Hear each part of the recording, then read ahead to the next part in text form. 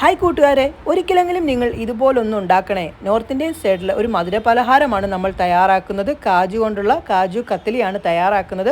അതിനുവേണ്ടി മിക്സിയുടെ ജാറിലേക്ക്, നല്ല ഡ്രൈ ആയിട്ടിരിക്കുന്ന മിക്സിയുടെ ജാറിലേക്ക് 1 കപ്പ് കാഷ്നട്ട് ഇട്ട് കൊടുത്ത് നല്ലപോലെ പൊടിച്ചെടുക്കണം. ഓഫാക്കി വേണം പൊടിച്ചെടുക്കാനായിട്ട്.